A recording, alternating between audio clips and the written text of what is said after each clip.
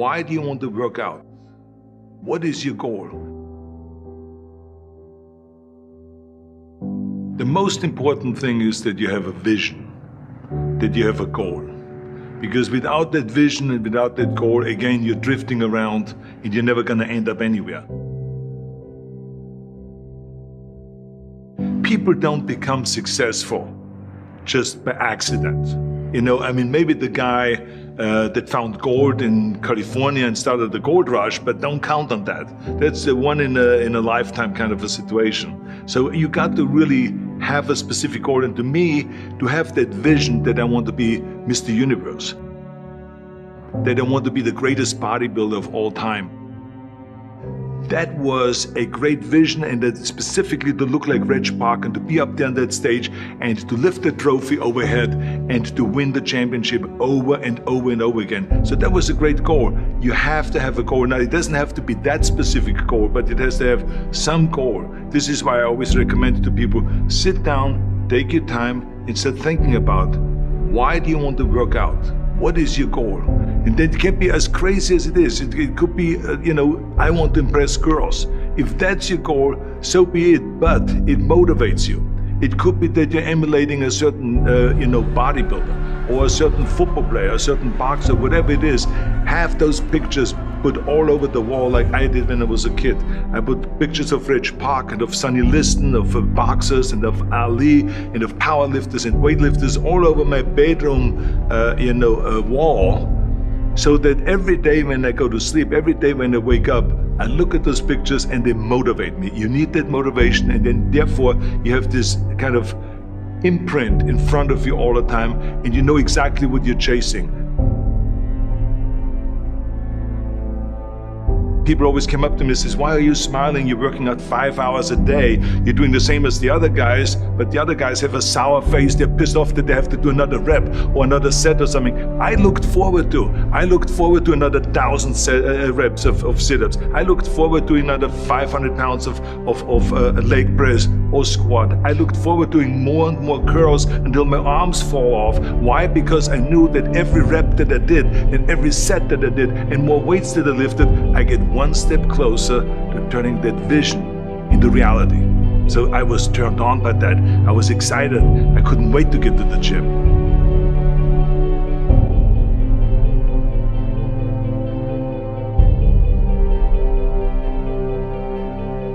I remember that when I weighed 245 pounds, and Bob Raferson, the director of Stay Hungry, said to me that I'm interested in having you come in for a reading and work on your acting and all this, because I'm interested in having you in a movie to star with Jeff Bridges and with Sally Fields. I was delighted about that, and I was excited, and I started pumping up more and more. And then he said, but I don't want you to weigh more than 210 pounds. You want me to be in the movie, but I'm weighing 245, 246.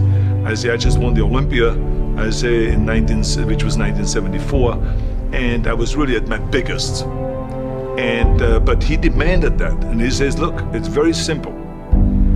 On the day we start shooting, he says, I'm gonna put you on a scale, and if you don't make the 210, you're out, because I have someone else in mind. And I worked on it. I started visualizing myself very clearly as a lean athlete, because that's the only way I could lose that weight and all of a sudden get interested in running more. Because up until that point I ran like 3 miles after training or before training or whatever, but now all of a sudden it was 5 miles, 6 miles, 7 miles, 8 miles, and they even ran mini marathons in order to lose the weight. And I did everything with high reps, and I was watching my diet, what I eat and all those kind of things. And but the day before, I remember we were in Birmingham, Alabama. The day before I was at the YMCA with Bob Raferson. He was swimming and I was working out, and I was running. There was a track there and I was running. He says, let's step on the scale. And I stepped on the scale and I weighed 209. So it just shows you what is possible if you visualize exactly what you want to look like.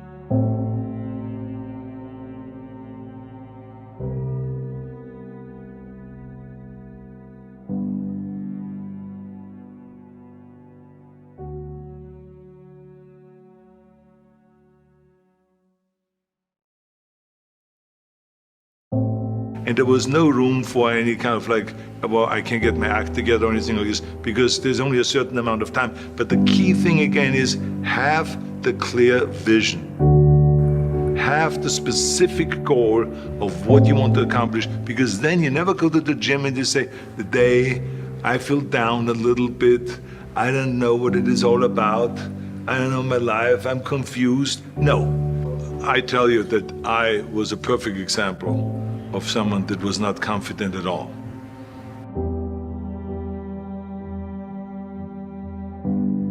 I mean, when I was a kid, I was just like any other kid. I had my hang-ups and problems and all this. But when I joined the weightlifting club and I won my first little trophy because I did the best clean and jerk, and then we went to another meet and I won another little trophy, I started feeling like somebody. But the bottom line is, everyone can use the same method, because I used it in politics, I used it in making money, I used it in everything that I've done in the movie business. When you have one little victory, little victories add up, and that is what gives you then ultimately confidence. Well, for me, the most important thing always to have a deadline. When I, for instance, had a competition, and let's say the competition was in the middle of September, and it was now beginning of summer, so there was no more time to screw around. So there was the time now to get going on a diet, to get going with the training, to not slack off at all, because there was a deadline there. The day of the competition, I had to be in the best shape possible.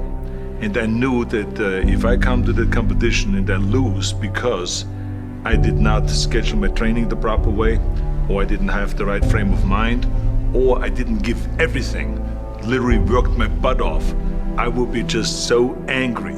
So I never wanted to be in that situation. So this is why it was very important to pick that time and to say, this is when I have to be in top shape, and then I work towards that. But it's not just with the competition. I mean, it's the same in the movie business. I mean, to me, it was always a big advantage when I said, okay, my movie starts on April 1, and I have now 3 months, so I have to get really in great shape.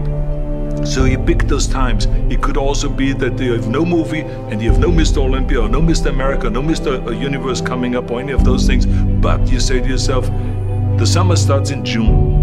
I'm gonna go to the beach in June, and at that time I want to be in great shape. So that creates an urgency that makes you really start training hard and taking it seriously. Because if you don't have a specific plan, then you wander around. I mean, you can have, as I've told you many times, the best ship or the best plane in the world, but if you don't have a specific goal where you want to go and when you want to get there, you just drift around and you never get anywhere. So this is why it is so important to create that urgency and have a specific time when you want to be in shape.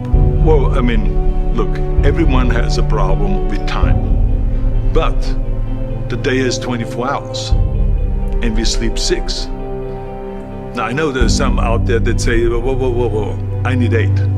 Well, I say just sleep a little faster, because the bottom line is we have 6 hours of sleep, 24 hours are available, so you have 18 hours now available to your work, your family, your hobbies, and also to learn something new or to do something new, which could easily be that you want to learn a new language, or that you want to read as a New Year's resolution, I have to read a book every week, or you say, I'm gonna go and reshape my body.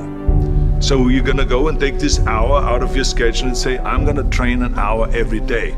So this is, for most people, a huge challenge, but it is totally doable, I can tell them, because the kind of things that I did when I came to this country, I mean, I went to school, I was working in construction, I was working out my 5 hours a day, I was taking acting classes from 8 o'clock at night to 12 midnight, I was doing all of those things. I wanted to make sure that out of the 24 hours of the day, that I don't waste one single hour. Those hours were too precious. And so there I just want to tell people, don't give me this thing, I have a difficult time with the time and I don't have time for this and I don't have that. You have time, you make the time.